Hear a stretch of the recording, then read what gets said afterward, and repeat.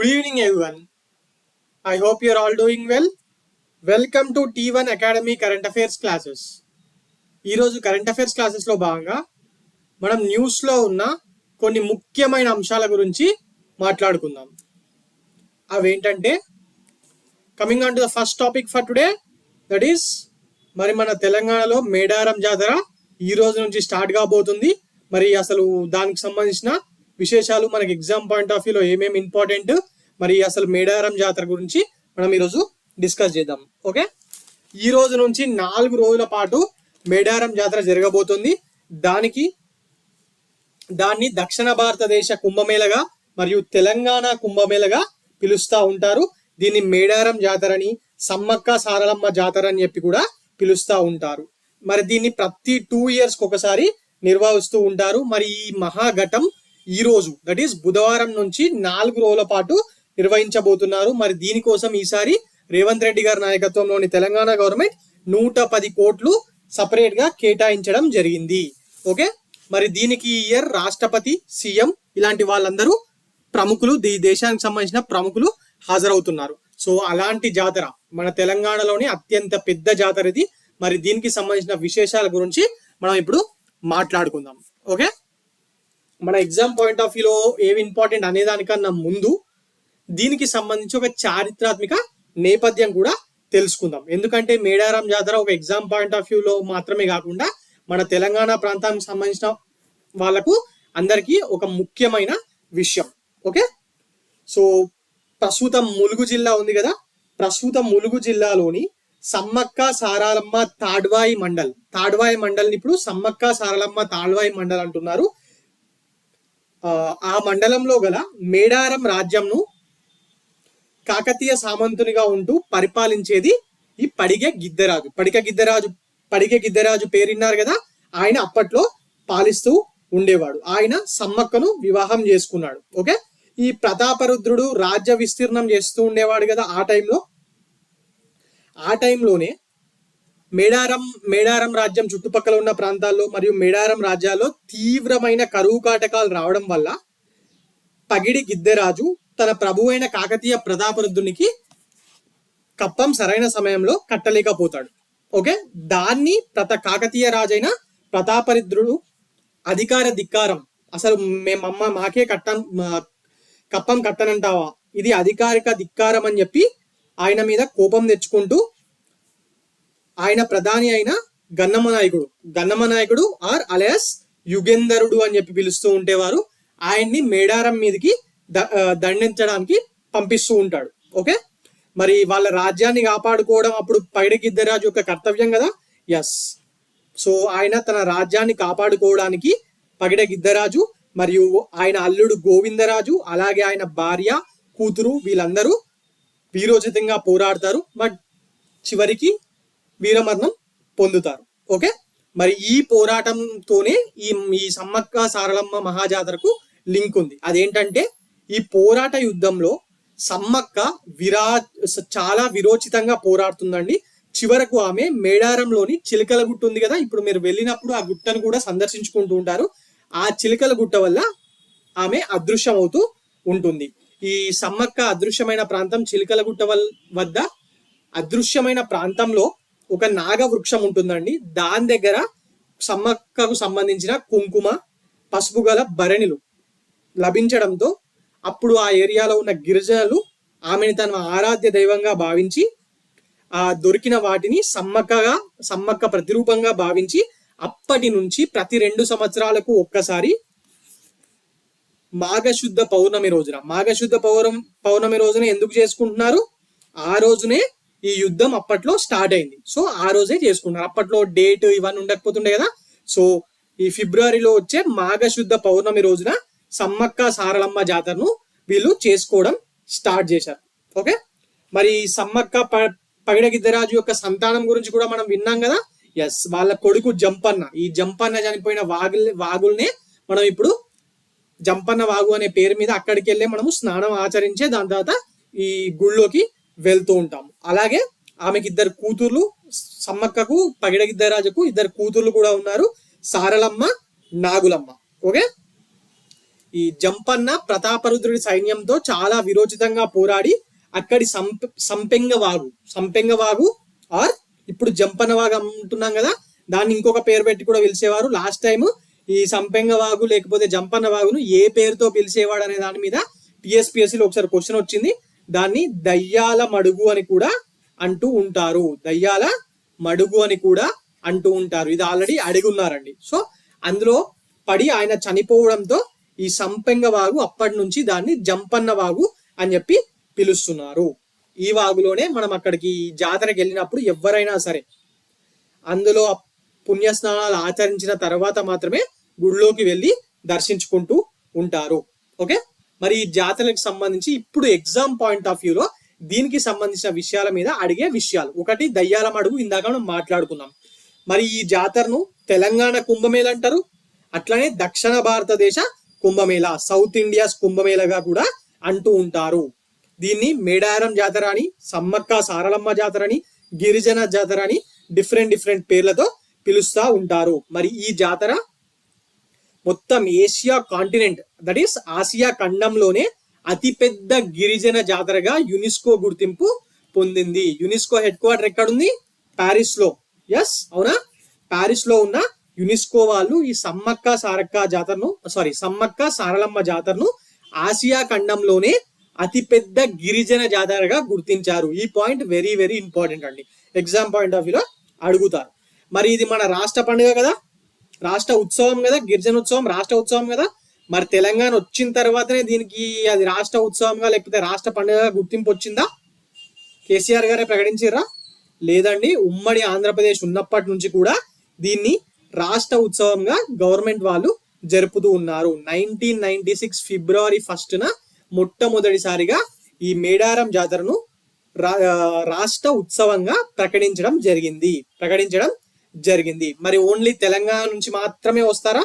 లేదు, తెలంగాణ, ఆంధ్రప్రదేశ్, మహారాష్ట్ర, మధ్యప్రదేశ్, ఛత్తీస్గఢ్, జార్ఖండ్, ఇలా కర్ణాటక, ఇలా డిఫరెంట్ రాష్ట్రాల నుంచి ప్రతి సంవత్సరం 1 నుంచి above 1 crore of the population ఇక్కడికి వచ్చి, 1 కోటి మందికి పైగా ప్రజలు ఇక్కడికి వచ్చి వాళ్ళ మొక్కుల్ని తీర్చుకొని వెళ్తూ ఉంటారు. మరి ఈ జాతరకు సంబంధించి అమ్మవార్లకు నైవేద్యం సమర్పించాలి కదా. ఇప్పుడు ఊర్లలో మనం ఏమన్నా పండుగ చేస్తే, ఫర్ ఎగ్జాంపుల్ శుక్రవారం పండుగ చేసిర్రు అనుకోరి ఊర్లో, లేకపోతే పెద్ద పండుగ చేసిర్రు అనుకోరి, ఏదో ఒక నైవేద్యం పెడతారు కదా, పప్పు బెల్లం అనుకోరి, ఏదన్నా పెడతారు కదా. అట్లా ఇక్కడ భక్తులు అమ్మవార్లకు నైవేద్యంగా వాళ్ళ బాడీ వెయిట్ ఎంత ఉంటుందో దాని ఈక్వల్ అమౌంట్ గా బెల్లం ఉంటుంది కదా. మనం ఫొటోస్ లో చూసినా కూడా ఎల్లో కలర్ బెల్లం ఎల్లో కలర్ లే ఉంటది, బెల్లంని సమర్పిస్తా ఉంటారు. ఓకే, మరి ఈ జాతరలో నైవేద్యం ప్రసాదం ఏంటి? బెల్లం. మరి దీన్నే అప్పుడప్పుడు మనం పేపర్ లో చూస్తూ ఉంటాం, బెల్లం అని రాయకుండా బంగారం అని చెప్పి రాస్తా ఉంటారు కదా. ఎస్, ఎందుకంటే ఈ బెల్లాన్నే అక్కడికి వచ్చే భక్తజనం కానివ్వండి, ఆ టెంపుల్ అథారిటీస్ కానీ బంగారంగా భావిస్తా ఉంటారు. అందువల్లనే పేపర్ వాళ్ళు రిఫరెన్స్ కింద అలా రాస్తా ఉంటారు. ఓకే, మరి ఇది గిరిజన జాతర అని చెప్పి మనం మాట్లాడుకున్నాం. బట్ ఇప్పుడు ప్రతి ఒక్కరు వెళ్తురు, తెలంగాణ ఏంది మొత్తం సౌత్ ఇండియా నుంచి అందరు ప్రతి ఒక్కరు అవుతురు కదా, అవునా కదా. బట్ స్టిల్ ఇది ఎవరికి ఒక ప్రత్యేకమైన జాతర అంటే ఇది కోయ తెగ వాళ్ళకు. కోయాస్ ఉన్నారు కదా, వరంగల్ జిల్లాలో, ఖమ్మం జిల్లాలో ఉండే కోయ తెగ వాళ్ళు ఉన్నారు కదా, వాళ్లకు సంబంధించి ప్రత్యేకమైన జాతర. ముందు నుంచి కూడా ఈ కోయలే దాన్ని నిర్వహిస్తూ ఉంటారు. అక్కడ ఇప్పుడు ఉండే పూజారులు ఉన్నారు కదా, ఆ పూజారులు కూడా కోయ పూజారులే ఉంటూ ఉంటారు. ఎప్పటి నుంచో కూడా వంశపారంపర్యంగా గిరిజన పూజారులే వాళ్ళ సాంప్రదాయం ప్రకారం ఈ జాతరను నిర్వహిస్తున్నారు. ఓకే, అలాగే ప్రతి సంవత్సరం అమ్మవార్లను గద్దె మీదకి ఆహ్వానించే సమయంలో ఆ జిల్లా ఎస్పీ ఉంటాడు కదా, ఈ జిల్లా ఎస్పీ గౌరవ సూచకంగా గాల్లోకి కాల్పులు జరిపి దాని తర్వాతనే భరణ రూపంలో ఉన్న అమ్మవార్లను గద్దెలపైకి ఆహ్వానిస్తా ఉంటారు. ఓకే, మరి 1940 వరకు దీన్ని ఓన్లీ కోయవాళ్ళు లేకపోతే ఇంకా అక్కడ ఉండే ట్రైబల్స్ మాత్రమే జరుపుకునేవారు. దాని తర్వాత నుంచి మాత్రమే వేరే వాళ్ళు గిరిజనేతరులు అంటే ఎస్టీస్ కాకుండా ఇంకా వేరే వాళ్ళు చేసుకోవడం అనేది 1940s నుంచే స్టార్ట్ అయింది. ఓకే, ఎందుకు? మేడారం జాతర, సమ్మక్క సారక్క ప్రతాపరుద్రుడు అంటే ఎప్పటిది 13th సెంచరీ కాలం కదా, 13th సెంచరీ కాలం. మరి అప్పటి నుంచి ఇది జరుగుతూనే ఉంది. ఒక 1940s నుంచి మాత్రమే ఇతరులు కూడా దాన్ని చేయడం స్టార్ట్ చేశారు.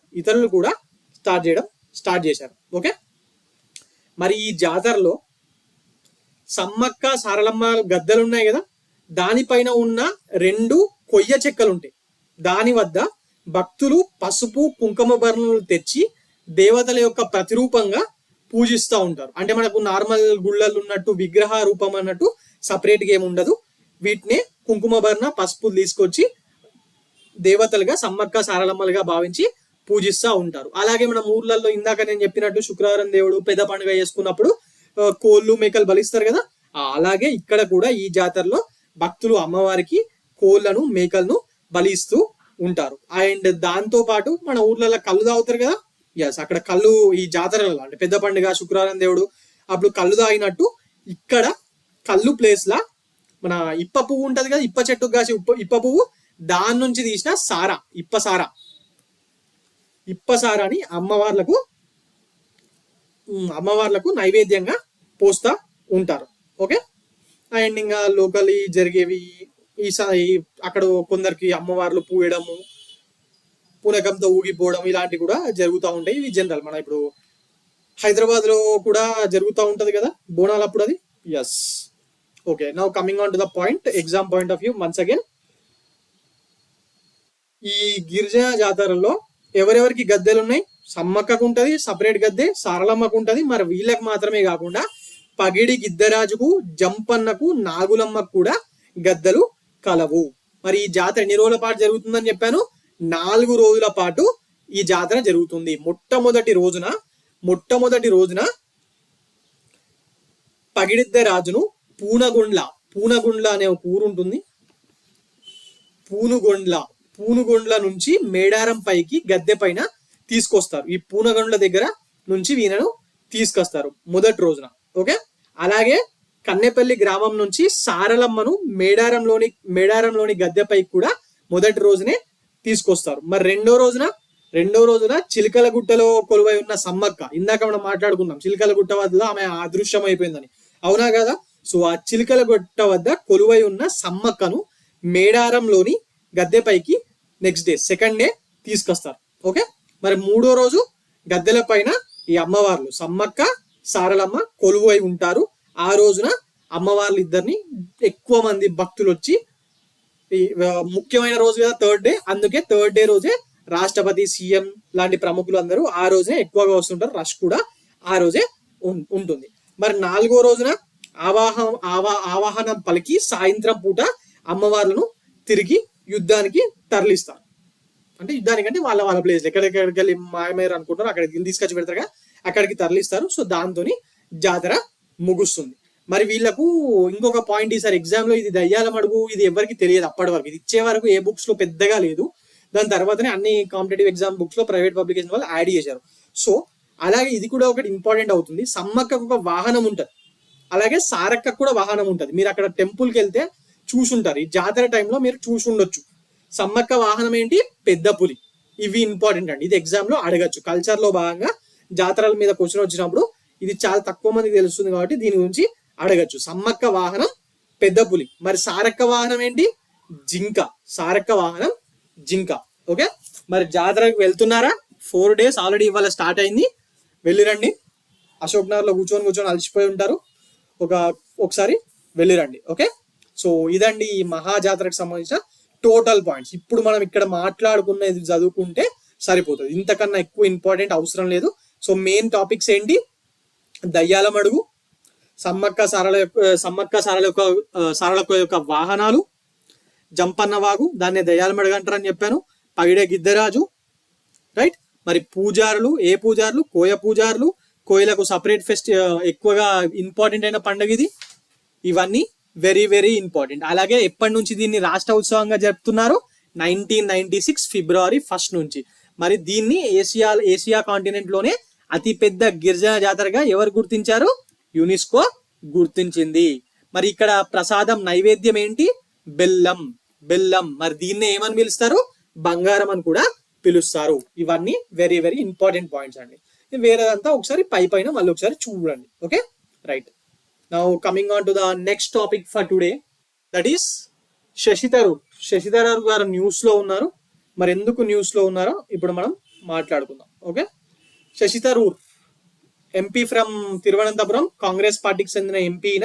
He has received France highest civilian order Chevalier de la Legion de Honour. Received అన్నాను, హీ గాట్ అనలేదు, రిసీవ్డ్ అన్నాను. ఎందుకంటే ఈయనకు ఈ అవార్డుని 2022లోనే అనౌన్స్ చేశారు, బట్ దీన్ని నిన్ననే ఈయన అందుకోవడం జరిగింది. Okay, this Chevalier de la Legion de Honour అనేది ఫ్రెంచ్ గవర్నమెంట్ యొక్క highest civilian order, highest civilian award ఇది. ఓకే, దీన్ని ఆయనకు 2022లోనే ఇచ్చారు. మరి ఎందుకోసం ఇచ్చారంటే because of his efforts in strengthening the bond between India and France. India and France రెండు దేశాల మధ్య సంబంధాలని గట్టిపరచడానికి ఈయన చేసిన కృషికి గాను, అండ్ అలాగే ప్రపంచ శాంతి కోసం UN లో ఈయన పనిచేసినప్పుడు చేసిన కృషికి గాను దీన్ని ఈయనకు ఇవ్వడం జరిగింది. ఓకే, ఈ Chevalier de la Legion de Honour French government యొక్క హైయెస్ట్ సివిలియన్ అవార్డ్. మరి దాని గురించి మాట్లాడుకున్నామా? అంటే మనకు భరతరత్న ఎట్లనో వాళ్ళకు అది అట్లా. ఓకే, మరి దీన్ని ఎవరు ఎస్టాబ్లిష్ చేశారు? మన భారతరత్న 1950 నుంచి ఇస్తున్నారు. మరి ఈ అవార్డ్ని Chevalier de la Legion de Honneur, English లో Knight of the Legion of Honour అని చెప్పి, Knight of the Legion of Honour, knight అంటే రాత్రి గురించి అంటలే నేను, knight. Okay, Knight of the Legion of the Honour అని చెప్పి పిలుస్తూ ఉంటారు. మరి this was established in the year 1802లో దీన్ని ఎస్టాబ్లిష్ చేసి అప్పటి నుంచి ప్రతి సంవత్సరం ఇస్తున్నారు. మరి దీన్ని ఎస్టాబ్లిష్ చేసింది ఎవరు? ఫ్రాన్స్ చెందిన నెపోలియన్. విన్నారా? మొన్న ఈ మధ్య సినిమా కూడా వచ్చింది, ఒకసారి చూడండి, అమెజాన్ ప్రైమ్ లో అవైలబుల్ ఉంది. Napoleon Bonaparte. ఈయన 1802లో దీన్ని ఎస్టాబ్లిష్ చేశాడు. It is the France highest civilian award that acknowledges extraordinary accomplishments and services rendered to France. Okay, France దేశం కోసము ఏదైనా గొప్ప పనులు చేసిన వాళ్ళకు, లేకపోతే ఫ్రాన్స్ దేశానికి సంబంధించి వాళ్ళతో సంబంధాలు పెంపొందించడానికి కృషి చేసిన వాళ్ళకు ఇది ఇస్తా ఉంటారు. మరి ముఖ్యంగా ఎవరికి ఇస్తారు? Who ever contributes in the sectors of arts, literature, science, public services and other categories. ఆ అదర్ కేటగిరీస్ లోనే మన శశి థరూర్ గారికి ఇవ్వడం జరిగింది. మరి ఇదే ఫస్ట్ టైం ఒక ఇండియన్ కి అవార్డు రావడం? లేదండి, ఇండిపెండెన్స్ ముందు ఇచ్చారు, ఇండిపెండెన్స్ తర్వాత ఇచ్చారు. మొన్న షారూక్ ఖాన్ గారికి కూడా ఇవ్వడం జరిగింది. అది ఆయనకు ఆర్ట్స్ కేటగిరీలో ఇచ్చారులేండి. షారూక్ ఖాన్ ఏం చేసిండు ఇండియా ఫ్రాన్స్ సంబంధాల కోసం అనుకోకండి, ఇందాక చెప్పాను కదా ఆర్ట్స్ అండ్ లిటరేచర్ సెక్టార్స్ లో ఇస్తారని. సో ఆయనకు ఆర్ట్స్ సెక్టార్ లో ఇచ్చారు. మరి ఫస్ట్ టైం ఎవరికి ఇచ్చారంటే దుర్గా చరణ్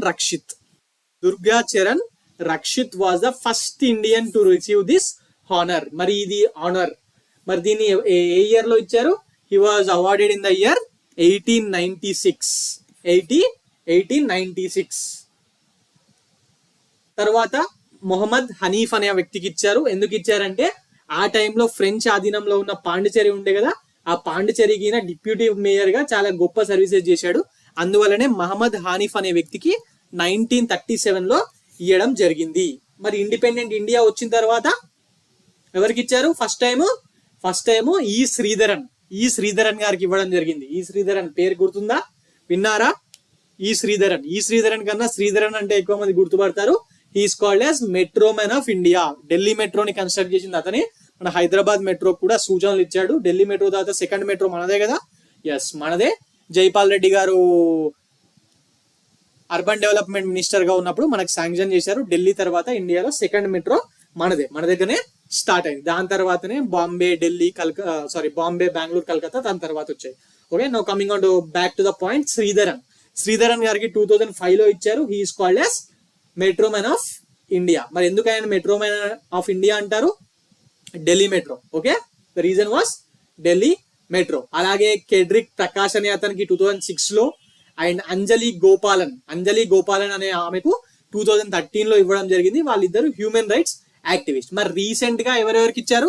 రీసెంట్ గా లాస్ట్ మన శశి థరూర్ గారి కన్నా ముందు 2014లో షారుఖ్ ఖాన్, మన బాలీవుడ్ కింగ్ ఖాన్ ఉన్నాడు కదా, షారుఖ్ ఖాన్ గారికి ఇవ్వడం జరిగింది. దాని తర్వాత 2022లో ఈయనకి ఇచ్చారు. 2023లో టీసీఎస్ టాటా సన్స్, ఒకప్పుడు టీసీఎస్ చైర్మన్ అయినా ఇప్పుడేమో మొత్తం Tata group K head, that is Chandrasekaran. Tata group head Chandrasekaran గారు ఉన్నారు కదా, ఎస్ టాటా గ్రూప్ చైర్మన్ ఇప్పుడు రతన్ టాటా గారండి, ఆయన గౌరవ చైర్మన్ మాత్రమే. ఓకే, ఇప్పుడు అన్ని వర్క్స్ అన్నింటినీ చూసే చైర్మన్ ఎవరంటే ఎన్ చంద్రశేఖరన్. ఈ చంద్రశేఖరన్ గారికి 2003లో ఇవ్వడం జరిగింది. మరి వీళ్ళకి కాకుండా ఇంకొందరికి ఇచ్చారు, ముఖ్యంగా యాక్టర్ శివాజీ గణేశన్, తమిళనాడులో యాక్టింగ్ చేస్తూ ఉంటాడు కదా, ఎస్ పాత సినిమాలు చూసే వాళ్ళకి తెలుస్తుంది. ఎంజీఆర్ కాదు, ఈయన ఎంజీఆర్ వేరా ఈయన వేరా. ఓకే, శివాజీ గణేశన్. ఈ తలైవి సినిమా చూసారా? తలైవి సినిమా చూసుంటే ఎంజీఆర్ తో మూవీ చేయాలనుకుంటున్నా అని చెప్పి కంగనా రనౌత్ సపరేట్ గా అనౌన్స్ చేస్తుంది, గుర్తుందా? ఆయనే ఎంజీఆర్. ఓకే, ఆయన కాకుండా మన విశ్వనాయకుడు కమల్ హాసన్, అలాగే Soumitra Chatterjee and Godrej group chairman అయిన గోద్రేజ్ గారికి, విప్రో ఫౌండర్ అజీమ్ ప్రేమ్జీ గారికి, ఇలా అందరికి ఇవ్వడం జరిగింది. ఓకే, సో మరి ఇందులో ఇంపార్టెంట్ విషయం ఏంటి, రీసెంట్ గా ఇచ్చిన వాళ్ళు ఇంపార్టెంట్, ఒకటి శశి థరూర్, ఇంకోటి ఎన్ చంద్రశేఖరన్, అలాగే షారుఖ్ ఖాన్, వీళ్ళు కూడా ఇంపార్టెంటే. మరి ఫ్రాన్స్ హైయెస్ట్ సివిలియన్ ఆర్డర్ ఇది. ఓకే, మనకు భరతరత్న ఎట్లా వాళ్ళకు అది అలాగా. సో ఆటోమేటిక్ గా ఇంపార్టెంటే కాదా? Yes, very very very important. Okay, right. Now coming on to the next topic for today, that is Ministry of Education has announced conducting of board exams to 10th and 12th standard students twice in a year. మరి మనకు 10వ తరగతిలో board ఎగ్జామ్లు ఉంటాయి కదా, అలాగే 12th standard వాళ్ళకి కూడా బోర్డ్ ఎగ్జామ్లు ఉంటాయి. అంటే మనమంటే ఇంటర్కి వెళ్ళి ఎంపీసీ బైపీసీ అని చదువుతాము, అక్కడ సిబిఎస్ఈ చదివే వాళ్ళకు +2 కాన్సెప్ట్ ఉంటుంది కదా. ఎస్, వీళ్ళందరికీ ప్రతి ఇయర్ 2 సార్లు బోర్డ్ ఎగ్జామ్స్ పెడతారంట. ప్రతి ఇయర్ 2 సార్లు బోర్డ్ ఎగ్జామ్ పెడతారట. అందులో హైయెస్ట్ మార్క్స్ ఏదో వస్తే దాన్నే మనం కన్సిడర్ చేసుకోవచ్చు. మనం ఇప్పుడు 12th స్టాండర్డ్ లో ఎగ్జామ్ రాసిన తర్వాత సప్లిమెంటరీ మార్కులు పెరిగితే దాన్ని వాడుకుంటారు కదా, అలా అన్నమాట. ఓకే, సో బేసిక్ గా మరి ఎందుకు తీసుకొచ్చారు దీన్ని అంటే, స్టూడెంట్స్ పైన చదువుల పరమైన ఒత్తిడి చాలా ఉంటది కదా మన దేశంలో ఎడ్యుకేషన్ అంటేనే స్ట్రెస్, మార్కులు మార్కులు మార్కులు, అవునా కదా? సో అలాంటి ఒత్తిడిని తగ్గించాలన్న ఉద్దేశంతో న్యూ ఎడ్యుకేషన్ పాలసీని 2020లో కొత్త ఎడ్యుకేషన్ పాలసీని తీసుకొచ్చారు కదా. మరి దాంట్లో భాగంగానే ఒక రిఫార్మ్ గా ఈ 10th and 12th standard students కోసం బోర్డు పరీక్షలను ఏడాదికి 2 times నిర్వహించాలని చెప్పి మినిస్ట్రీ ఆఫ్ ఎడ్యుకేషన్ నిర్ణయించడం జరిగింది. మరి మినిస్ట్రీ ఆఫ్ ఎడ్యుకేషన్ కి ఇప్పుడు మినిస్టర్ ఎవరు? ఇండియాకి గవర్నమెంట్ ఆఫ్ ఇండియా తరఫున ధర్మేంద్ర ప్రధాన్. Is from Orissa. ధర్మేంద్ర ప్రధాన్ ఒడిస్సాకు సంబంధించిన వ్యక్తి. మరి ఎప్పటి నుంచి ఇది స్టార్ట్ అవుతుంది అంటే 2025-26 ఎడ్యుకేషన్ ఇయర్ నుంచి దీన్ని అమల్లోకి తీసుకురాబోతున్నారు. ఓకే, కంపల్సరీ 2 సార్లు రాయాలా 100% అని రూల్ ఏం లేదండి. మనం ఎట్లా మార్కులు తక్కువ అనుకుంటే సప్లిమెంటరీ రాసి పెంచుకుంటాను చూసిరా, అట్లనే అవుతాయి. 2 సార్లు రాయి, నీకు 100కు 100 వస్తే ఒకటేసారి రాసుకున్నా సరిపోతుంది. అంటే 100కు 100 అని కాదు, మీకు సరిపోయినంత, మనకి ఇంతకన్నా ఎక్క రావనుకుంటే ఒకసారి రాసుకుంటే సరిపోతుంది. ఓకే, అలాగే దీంతో పాటు ఎవ్రీ ఇయర్ 10 days స్టూడెంట్స్ పాఠశాలకు బుక్స్ తీసుకురాకుండా వచ్చే విధానాన్ని కూడా స్టార్ట్ చేయబోతున్నారంట. ఓకే, ఆ 10 days పాటు బుక్స్, స్కూల్ బ్యాగ్స్ ఏం అవసరం లేదు. జస్ట్ ఆ 10 days లో విద్యార్థుల కళలు, సంస్కృతి, క్రీడలు ఇలాంటి వాటి మీద వాళ్ళని పాల్గొనేగా చేస్తామని చెప్పి మినిస్టర్ గారు నిన్న వివరించడం జరిగింది. ఓకే, సో బేసిక్ గా వీళ్ళు ఏం చెప్పాలనుకుంటున్నారంటే, ఇది తీసుకొచ్చి స్ట్రెస్ లేని నాణ్యమైన విద్యను అందించడంతో పాటు మన సంస్కృతి, మన భారతీయ సంస్కృతితో అనుసంధాన కలిగి ఉండి భవిష్యత్తుకు విద్యార్థులను సన్నద్ధం చేయాలనే లక్ష్యంతో దీన్ని తీసుకొస్తున్నామని చెప్పి వాళ్ళు తెలియజేయడం జరిగింది. ఓకే, మరి ఇందులో ఇంపార్టెంట్ ఏంటి, ఏ ఇయర్ నుంచి ఇంప్లిమెంట్ చేస్తున్నారు? 2025-26. మరి ఏ తరగతి విద్యార్థులకు? 10th and 12th. మరి అలాగే న్యూ ఎడ్యుకేషన్ పాలసీ ఇయర్ 2020. ఇవన్నీ ఇంపార్టెంట్. అలాగే ఈ మధ్య పిఎం శ్రీ అని చెప్పి కొత్త స్కూల్స్ తీసుకొచ్చారు కదా, పిఎం శ్రీ స్కూల్స్ అని చెప్పి, ప్రధానమంత్రి స్కూల్స్ ఫర్ రైజింగ్ ఇండియా, దీనికి సంబంధించి కూడా ఎగ్జామ్ లో అడుగుతారు. దానికి సంబంధించి కూడా ఎగ్జామ్స్ లో అడుగుతారు. Okay, right. Now coming on to the next topic for today, that is India's longest rail tunnel opens in Jammu and Kashmir. Jammu and Kashmir లోని ఉదంపూర్ శ్రీనగర్ బారాముల్లా మార్గంలో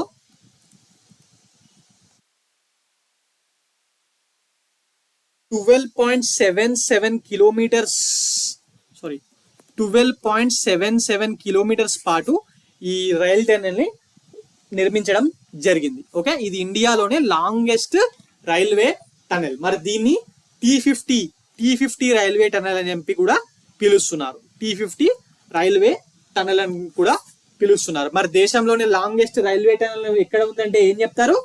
it is in Jammu and Kashmir. Udhampur Srinagar Baramulla మార్గంలో దీన్ని కట్టడం జరిగింది. మరి నిన్న దీన్ని ఎవరు ఇనాగ్రేట్ చేశారు? ఇలాంటి పెద్ద ఎవరు ఇనాగ్రేట్ చేస్తారు? మన ప్రైమ్ మినిస్టర్ నరేంద్ర మోడీ గారు ఇండియాలోనే longest transportation tunnel or railway tunnel ని నిన్న లాంచ్ చేయడం జరిగింది. ఓకే, సో ఆ రూట్ లోనే ఆయన ఫస్ట్ ఎలక్ట్రిఫైడ్ ట్రైన్స్ ని కూడా ఈ ఉదంపూర్ శ్రీనగర్ బారాముల్లా రూట్ లో నిన్న లాంచ్ చేయడం జరిగింది. ఓకే, లాంచ్ చేయడం జరిగింది. దీన్ని ఏమని అంటారన్నారు? This is called T50 tunnel. మరి ఈ శ్రీనగర్ బారాముల్లా ఉదంపూర్ రైల్వే లింక్ లోని కారి సుంబేర్ అనే రూట్ లో ఈ టనెల్ అనేది 12.77 కిలోమీటర్స్ టనెల్ అనేది ఆ రూట్ లోనే ఉండడం జరిగింది. మరి ఈ టనెల్ ని మొట్టమొదటిసారిగా కన్స్ట్రక్షన్ 2013 లో స్టార్ట్ చేస్తే 11 ఏళ్లకు ఇది కంప్లీట్ కావడం జరిగింది. ఓకే, ఈ టనెల్ వల్ల ఏం జరుగుతుందంటే ఈ బారాముల్లా ఏరియా ఉంది కదా, బారాముల్లా నుంచి సండాల్ అనే రూట్ కి అనుసంధానం అనేది జరుగుతుందంట. ఇంతకు ముందు ఉండేది కాదు. లాస్ట్ కు ఈ బన్హిలాల్ అనే ఒక ఏరియా ఉంటుంది బారాముల్లా దగ్గర, అక్కడి వరకే ఆగిపోయేది. ఇప్పుడేమో దాని నుంచి ఎక్స్టెండ్ చేసి వేరే ఆ ట్రైన్ ని వేరే దగ్గరకు కూడా పంపించడం జరుగుతుంది. ఓకే, సో ఇందులో ముఖ్యమైన పాయింట్ ఏంటి? India's longest railway tunnel open in which state? Jammu and Kashmir. మరి ఏ రూట్ లో? Udhampur Srinagar Baramulla rail link route లో. Okay, right. Now coming on to the next topic for today, that is Indian air force వాళ్ళు news లో ఉన్నారు. మరి ఎందుకు న్యూస్ లో ఉన్నారు? They have conducted a exercise called Vayushakti అనే ఒక ఎక్సర్సైజ్ ని ఇండియన్ ఎయిర్ ఫోర్స్ వాళ్ళు రాజస్థాన్ లోని పోఖ్రాన్ ఎయిర్ బేస్ ఉంది కదా, అక్కడ కండక్ట్ చేయడం జరిగింది. 17 ఫిబ్రవరి రోజు పోఖ్రాన్ లో ఉన్న ఐఏఎఫ్ బేస్ లో రేంజ్ లో దీన్ని కండక్ట్ చేయడం జరిగింది. మరి పోఖ్రాన్ ఎక్కడ ఉంటుంది? పోఖ్రాన్ ఈజ్ ఇన్ రాజస్థాన్ లోని జైసల్మర్ కి దగ్గరలో పోఖ్రాన్ ఉంటుంది. ఈ పోఖ్రాన్ లోనే కదా మరి మనం 1998 లో మన అణుబాంబు టెస్టులు చేసింది. ఎస్, అక్కడనే. ఓకే, మరి ఇది ఎందుకోసం చేశారంటే this exercise showcased the fire power capabilities of Indian air force సంబంధించి అటాక్ చేయాలనుకున్నా, లేకపోతే ఎవరైనా అటాక్ చేస్తా ఉన్నా డిఫెన్స్ సిస్టమ్ ఉంటుంది కదా, దానికి సంబంధించిన కేపబిలిటీస్ ని ఇది చూపించుకోవడానికి ఐఏఎఫ్ వాళ్ళు దీన్ని నిర్వహించడం జరిగింది. ఇది ప్రతి 3 years కి ఒకసారి నిర్వహిస్తారండి. ఇదేంది ఎవ్రీ ఇయర్ నిర్వహించే ఎక్సర్సైజ్ కాదు, 3 years కి ఒకసారి నిర్వహిస్తా ఉంటారు. మరి ఎవరితో కలిపి? వేరే దేశాంతో కలిపా? లేదు, ఓన్లీ మన దేశంతోనే.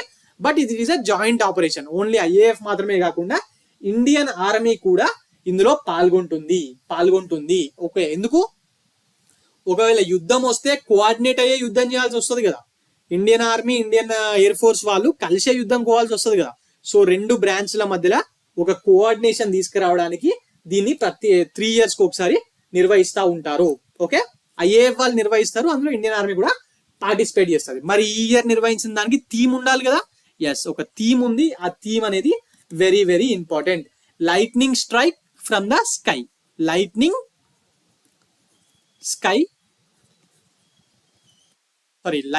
Strike from the sky. ఇవి ఎందుకు 2 సపరేట్ ఫిగర్లు పెట్టారంటే ఇది ప్రొద్దున నైట్ 2 సందర్భాల్లో కూడా మన డిఫెన్స్ కేపబిలిటీని టెస్ట్ చేయడం కోసము ప్రొద్దున రాత్రి రోజంతా దీన్ని నిర్వహించారు. ఓకే, మరి దీనికి చీఫ్ ఆఫ్ డిఫెన్స్ స్టాఫ్ మన జనరల్ అనిల్ చౌహాన్ గారు ఉన్నారు కదా, ఆయన దీనికి చీఫ్ గెస్ట్ గా రావడం జరిగింది. మరి ఇందులో ఐఏఎఫ్ కి సంబంధించిన major planes Rafale fighter jet, Sukhoi 30 MKI, MiGs, Mirage, మన ఇండిజినియస్లీ మేడ్ ఎయిర్ క్రాఫ్ట్ ఉంది కదా తేజస్, ఇవన్నీ పాల్గొన్నాయి. అండ్ వాటితో పాటు సపోర్టింగ్ ఎయిర్ క్రాఫ్ట్స్ అంటే డెలివరీస్ చేస్తూ ఉంటాయి చూసారా, వెపన్స్ ని లేకపోతే ఆర్మీ వాళ్ళని డెలివరీ చేసే C-17, C-130J హెర్క్యులస్ హెలికాప్టర్స్ ఇవన్నీ ఉన్నాయి కదా, ఇవి కూడా పాల్గొనడం జరిగింది. ఇందులో గుర్తుపెట్టుకోండి, this is a joint operation of IAF and Indian army. అలాగే ప్రొద్దున రాత్రి దీన్ని చేశారు. మరి ఇంతకు ముందు 2019 లో జరిగింది, 3 years ముందంటే, అప్పుడు కూడా ప్రొద్దున రాత్రి చేశారా? లేదు, ఇదే ఫస్ట్ టైం నైట్ ఈవెంట్స్ ని డిస్ప్లే చేయడం. This is the first time. Okay, this is the first time. Okay, right. మరి ఇందులో ఇంపార్టెంట్ విషయాలు ఏంటి? Exercise Vayu Shakti Indian air force and Indian ఆర్మీకి సంబంధించింది. ఎవ్రీ 3 years ఒకసారి చేస్తారు. Theme lightning strike from the sky. ఈ 3 వెరీ వెరీ ఇంపార్టెంట్. 3 ఏళ్ళకి ఒకసారి. మరి లాస్ట్ టైం 2019 లో నిర్వహించారు. Okay, right. Now coming on to the next topic. Next కొన్ని MCQs దాని మీద మనం ఇప్పుడు క్వశ్చన్స్ చూద్దాం. ఓకే, కొన్ని టాపిక్స్ మీద MCQs చూద్దాం. Coming on to the first question for today. Which countries women's badminton team has recently won the gold medal at the Asia badminton team championship? ఈ టీమ్ అనేది వెరీ వెరీ ఇంపార్టెంట్, ఎందుకంటే ఇది Asia badminton championship కాదు, team championship. ఇది for the first time ఎవరు గెలిచారు, ఏ మహిళా జట్టు గెలిచింది అని అడుగుతున్నాను. Options are India, Japan, South Korea, China, Thailand. మరి ఎవరు గెలిచాను నిన్న క్లాస్ లో మాట్లాడాను, మరి మళ్ళీ ఇక్కడ ఇచ్చానంటే ఇది ఎంత ఇంపార్టెంటో ఒకసారి గుర్తుపెట్టుకోండి. Okay, right. మరి ఎవరు గెలిచారు? మన ఇండియన్ జట్టే గెలవడం జరిగింది. మరి దీనికి టీమ్ కి కెప్టెన్ ఎవరు? మరి మన తెలుగు తేజం పూసర్ల వెంకట అంటే గుర్తులేదా? పివి సింధు గారి నాయకత్వంలో మన ఏషియన్ బ్యాడ్మింటన్ టీమ్ ఛాంపియన్షిప్స్ లో మన వాళ్ళు గోల్డ్ మెడల్ గెలుచుకోవడం జరిగింది. ఇది for the first time. Men's ఇంతకు ముందు మెన్స్ కేటగిరీలో మన వాళ్ళు క్వార్టర్ ఫైనల్ లో ఓడిపోయారు. బట్ ఇంతకు ముందు వాళ్ళు మన బ్రాంజ్ మెడల్ 2 సార్లు గెలిచారు. బట్ ఉమెన్స్ మెడల్ గెలవడం ఇదే ఫస్ట్ టైం. అందులోనూ డైరెక్ట్ గా గోల్డే కొట్టేశారు. మరి ఎవరిని ఓడిపేసి? థాయిలాండ్ ని ఓడిపేశారు. జపాన్, చైనా ఇవి చాలా స్ట్రాంగ్ టీమ్స్. మరి మన వాళ్ళు దాని సెమీఫైనల్స్ లో అంతకు ముందు ఓడిపోయడం వల్ల థాయిలాండ్ లాంటి కొంచెం యావరేజ్ జట్టు ఫైనల్స్ కి రావడం జరిగింది. మరి ఈ టోర్నమెంట్ ఎక్కడ జరిగింది? టోర్నమెంట్ మలేషియాలో జరిగింది. This tournament was held at Malaysia.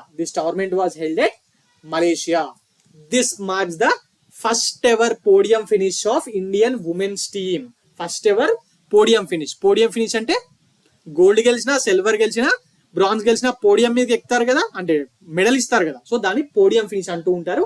And this is the first ever gold for India in the badminton Asia team championship. అటు మహిళల కేటగిరీలో తీసుకున్నా, పురుషుల కేటగిరీలో తీసుకున్నా ఇదే మొట్టమొదటి గోల్డ్ ఛాంపియన్షిప్. ఓకే, మరి విన్నర్స్ మనతో పాటు ఇండియా ఫస్ట్ ప్లేస్ లో ఉంటే ఉమెన్స్ లో సెకండ్ ప్లేస్ లో థాయిలాండ్.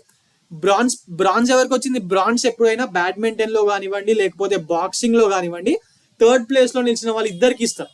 మళ్ళీ సపరేట్ థర్డ్ ప్లేస్ వాళ్ళకు మ్యాచ్ ఉండదు, థర్డ్ ఫోర్త్ కోసం మ్యాచ్ ఉండదు. ఎవరు థర్డ్ ప్లేస్ లో ఉంటే సెమీస్ లో ఎవరు ఓడిపోతే వాళ్ళిద్దరికి థర్డ్ ప్లేస్ ఇచ్చేస్తూ ఉంటారు. ఓకే, అది ఏషియన్ లో కానివ్వండి, కామన్వెల్త్, ఒలింపిక్స్ లో ఎందులో అయినా అంతే. ఓకే, మరి బ్రాంజ్ జపాన్ అండ్ ఇండోనేషియాకు గెలవడం జరిగింది. మరి మెన్స్ కేటగిరీలో toppers winners China, second place Malaysia and third place Japan and south Korea. ఇవన్నీ ఎప్పటి నుంచో బ్యాడ్మింటన్ సర్కిల్స్ లో చాలా ఎస్టాబ్లిష్డ్ పెద్ద పెద్ద టీంలు అండి. రీసెంట్ గా అంటే లాస్ట్ 5 years గానే మన ఇండియన్ యాజ్ ఎ టీమ్ గా కూడా మన వాళ్ళు ఎస్టాబ్లిష్ అవుతున్నారు. అంటే ఇంతకు ముందు నుంచి అక్కడక్కడ మనం విజయాలు సాధించాం. లైక్ ప్రకాష్ పదుకోన్ 1983లోనే ఆల్ ఇంగ్లాండ్ ఛాంపియన్షిప్ గెలిచాడు. దాని తర్వాత మన పుల్లెల గోపీచంద్ గెలిచాడు. దాని తర్వాత ఆనంద్ గెలిచాడు. దాని తర్వాత గుత్తా జ్వాల, సింధు, సైనా నెహ్వాల్ ఇలా అందరూ గెలిచిన ఇండివిజువల్ గా మాత్రమే గెలిచేవారు. యాజ్ ఎ టీమ్ గా అందరూ మంచి పర్ఫార్మెన్స్ చేసేవాళ్ళు చాలా తక్కువ మంది ఉండే. రీసెంట్ గా మన బ్యాడ్మింటన్ చాలా ఇంప్రూవ్ అయింది కాబట్టి వీళ్ళు గెలవడం జరుగుతుంది. Okay, right. Now coming on to the next question for today, that is when was the 13th world pangolin day observed across the globe? Okay, ప్రతి ఇయర్ ఈ పాంగోలియం డే ని నిర్వహిస్తూ ఉంటారు. మరి ఇది ఇంపార్టెంట్. ఇది ప్రతి ఇయర్ ఎప్పుడు నిర్వహిస్తారు అంటే ఆప్షన్ చూడండి. బట్ సారీ, ఇది ఈ ఇయర్ ఎప్పుడు నిర్వహించారు. ఓకే, మరి ప్రతి ఇయర్ ఎప్పుడు నిర్వహిస్తారంటే దెర్ ఇస్ అ చేంజ్. ఏంటంటే 3rd Saturday ఆఫ్ ఫిబ్రవరి. ప్రతి సంవత్సరం ఫిబ్రవరిలో వచ్చే 3వ శనివారం రోజున ఈ వరల్డ్ పాంగోలియం డేని నిర్వహిస్తా ఉంటారు. ఓకే, మరి ఎందుకోసం నిర్వహిస్తారు? To celebrate and raise awareness among the people about the pangolins. ఎందుకు? Because they are the most unique mammals on our planet. Unique mammals on our planet. And వాళ్ళ ప్లైట్ అంటే వాళ్ళ బాధలు, వాళ్ళు ఎలా అంతరించిపోతున్నారు, మనుషులు ఎలా చేస్తున్నారు లాంటి విషయాలు చెప్పడం కోసము ప్రతి ఇయర్ 3rd Saturday ఆ రోజున, ఫిబ్రవరి యొక్క 3rd Saturday రోజున దీన్ని నిర్వహిస్తూ ఉంటారు. మరి ఈ సంవత్సరం ఇది 13th పాంగోలియన్ డే. మరి దాన్ని 17th ఫిబ్రవరి రోజున నిర్వహించడం జరిగింది. అడగచ్చండి, 100% అడిగే ప్రాబిలిటీ ఉన్న క్వశ్చన్ అని చెప్పాను, కానీ డేస్ లో భాగంగా అడగచ్చు. సో ఇదండి ఈ రోజు current affairs. For more current affairs like this, please visit T1 Academy and also please subscribe T1 Academy. Thank you.